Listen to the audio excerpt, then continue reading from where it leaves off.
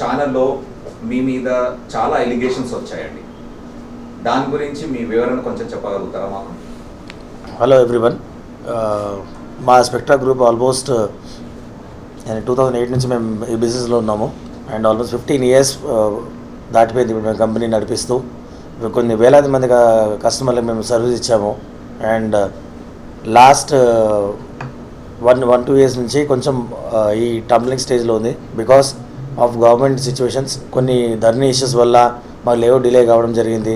And గ్రామ panchayat layouts మీద registrations ఆపడం జరిగింది. సో వాటి వల్ల ఎల్ఆర్ఎస్ స్కీమ్ అనేది కొత్తగా లాంచ్ చేశారు, కానీ అది ఇప్పటికీ ఇంకా జీవో రాలేదు. సో వాటి కోసం మేము వెయిట్ చేస్తున్నాము. ఈ క్రమంలో రిజిస్ట్రేషన్స్ అనేవి కొంచెం డిలే అవుతున్నాయి.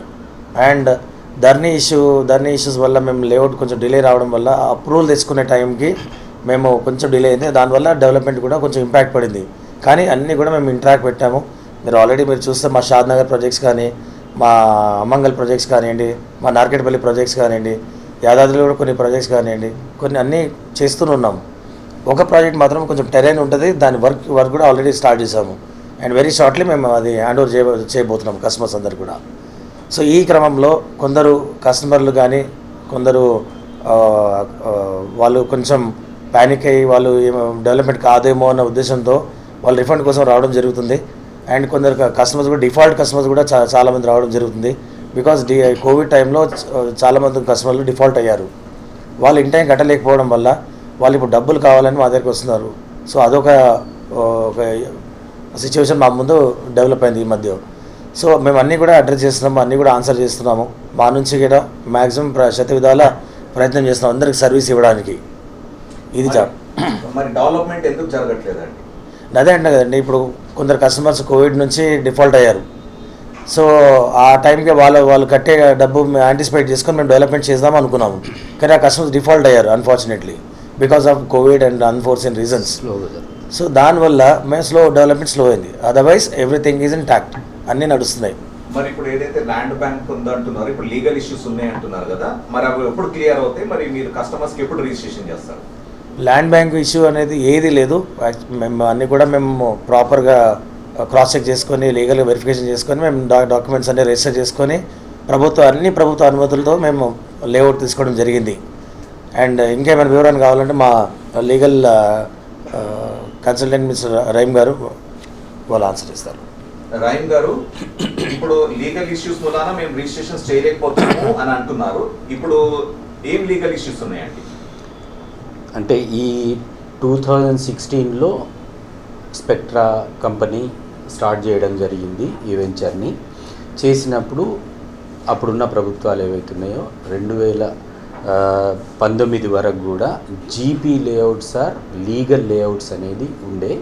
కానీ అప్పుడు అదే ప్రకారంగా కంపెనీ చేసుకుంటూ వెళ్తుంది. రిజిస్ట్రేషన్స్ కూడా ప్రాపర్గా జరిగినాయి. రిజిస్ట్రేషన్స్లో ఎలాంటి అవాంతరాలు లేవు. కానీ 2019 మెమో నెంబర్ G2-256-257 ఆఫ్ 2019 ఇది డేటెడ్ 26/8/2020 తెలంగాణ గవర్నమెంట్ నుంచి ఇది ఇవ్వడం జరిగింది. ఇది ఇచ్చి దీంట్లో ఏమని చెప్పడం జరిగిందంటే జీపీ లేఅవుట్స్ ఏవైతున్నాయో మీరు ప్లాట్లు రిజిస్ట్రేషన్ చేయకూడదు అని చెప్పనేసి దీన్ని తెలంగాణ గవర్నమెంట్ ఇవ్వడం జరిగింది. ఇది మేము యాంటిసిపేట్ చేసింది కాదు.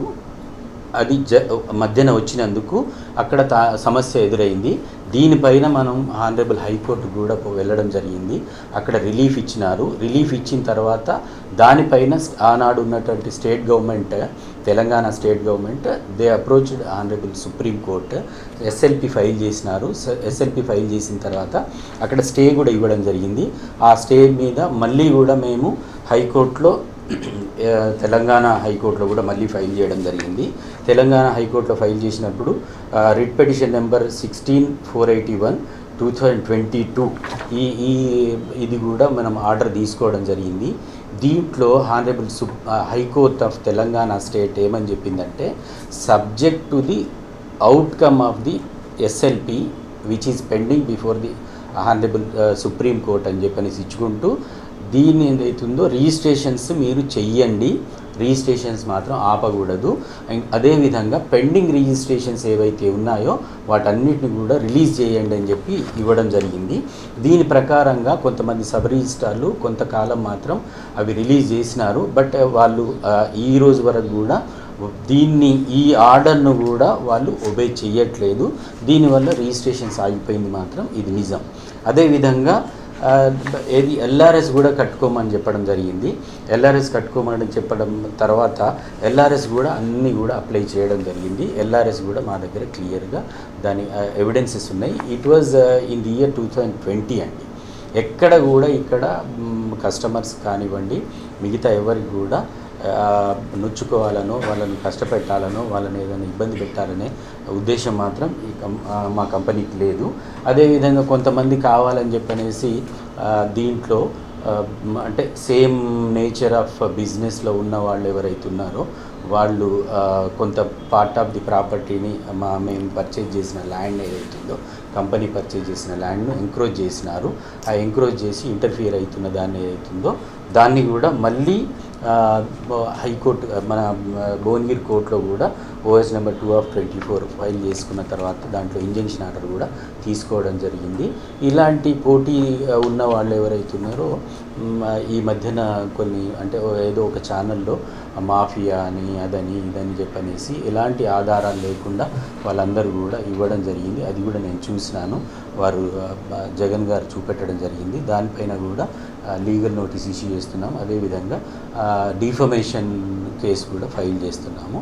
ఇది మీ ద్వారా ఏదైతుందో తెలియజేసేది ఏంటంటే మేము ఒక 5 crores వాళ్ళ మీద డిఫమేషన్ కూడా నోటీస్ పంపిస్తున్నాం రేపు. మీ ద్వారా ప్రజలందరికీ కస్టమర్స్ అందరికీ తెలియజేసేది ఏంటంటే ఇదంతా కూడా ఫ్యాక్ట్ బాన్ బై రికార్డ్ అండి. ఇక్కడ ఎక్కడ కూడా ఎవరిని కూడా మిస్లీడ్ చేయడం లేదు. ఆ మిస్లీడ్ చేసే వాళ్ళు ఏదైతే ఆర్గనైజ్డ్ పీపుల్ ఉన్నారో వాళ్ళు తగ్గించుకుంటే చాలా మంచిది. లేదనంటే కోర్టు ద్వారా మేము పరువు నష్టం దావా ఫైల్ చేసేసి వాళ్ళ మీద ఏదైతుందో మేము లీగల్ యాక్షన్ తీసుకుంటాం. అంటే ఈ 3,500 కోట్లు అనేది వాళ్ళు అన్నారు, దాని మీద కూడా మీరు యాక్షన్ తీసుకుంటున్నారా?